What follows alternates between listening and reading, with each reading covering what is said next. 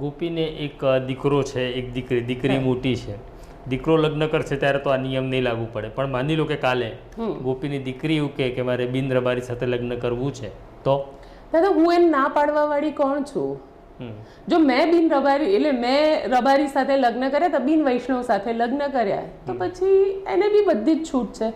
પણ જે રીતે મારા પપ્પાએ મને કીધું હતું કે બેટા પાત્ર એવું શોધો કે જીવનમાં તમને અફસોસ ના થાય. તમે જેની સાથે રહો છો તમને એવું ના થવું જોઈએ કે કદાચ મેં મારા પપ્પાની વાત સાંભળી લીધી હોત તો સારું હતું. આજ દિવસ સુધી મને એવું નથી થયું કે પપ્પા કહેતા હતા એ સાચું હતું. I am very happy with my husband. એટલે હું એવું સ્પષ્ટ રીતે માનું છું કે દીકરી હોય કે દીકરો હોય એમને જે પાત્ર ગમે છે, હા એ પાત્ર નથી સારું, એ પાત્રમાં તકલીફ છે તો તમે એને ચોક્કસથી કહો કે બેટા આમાં તકલીફ છે, તને મને નથી લાગતું. જ્ઞાતિથી વાંધો ન લેવો, જ્ઞાતિથી વાંધો લેવો ન જોઈએ. પાત્ર નથી સારું તો ક્લેરિટી રાખો ને તમે. હા ચલો હવે હું તમને એક બીજો સવાલ પૂછું દાદા, કારણ કે તમારે પણ ઘરમાં પટેલની દીકરી છે. મને એક વસ્તુ તમે એ કહો કે આજે પ્રાર્થના છે તમારી દીકરી, એને કોઈની સાથે લગ્ન કરવા છે તો તમે ના નહીં પાડો, તમે બી એને એક જ વસ્તુ કહેશો કે મારે દીકરી પાત્ર સારું હોવું જોઈએ.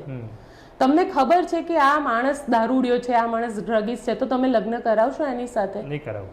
અને માની લો કે તમારી દીકરી ભાગી ગઈ તો તમે શું કહેશો એને કે બેટા તારો બાપ બેઠો છે, જીવનમાં તને એવું લાગે જે દિવસે એ દિવસે અહીંયા આવતી રહેજે, આ દરવાજા ખુલ્લા છે તારા. મેં મારી દીકરીને એવું કહ્યું છે કે નિર્ણય લગ્નનો તારે કરવાનો, અને ન મજા આવે તો રિવરફ્રન્ટ નથી જવાનું, નવજીવન આવી જવાનું છે. એક્ઝેક્ટલી. બસ વાત આટલી જ છે કે એ જે કોન્ફિડન્સ છે ને તમારા ઉપર, એટલે ક્યારેય ખોટું પાત્ર પસંદ નહીં કરે કે મારા પપ્પા તો દરેક વસ્તુમાં હા પાડશે, મને જે ગમશે એની સાથે લગ્ન કરાવશે, તો હું મારી ચોઈસ જ એવી કરું કે જે સારું હોય. આ જે માનસિકતા એક દીકરીની હોય છે, કદાચ આપણે શહેરમાં બેઠા છીએ એટલે અલગ છે, ગામડાની અંદર ખબર નથી આ સિસ્ટમ શું છે, પણ ગામડાની અંદર આ સિસ્ટમ છે અને આપણે ગામડાને પણ એક્સેપ્ટ કરવું જ પડશે, કારણ કે ગામડાની અંદર હજી માતા પિતા એ સાયકોલોજીમાં નથી આવ્યા. એ લોકો હજી પણ એવું જ માને છે કે સમાજ છે તો અમે છીએ, અમારા થકી સમાજ છે એવું જે દિવસે મા બાપ માનતા થશે ને એ દિવસે આ પ્રશ્ન જ નહીં આવે.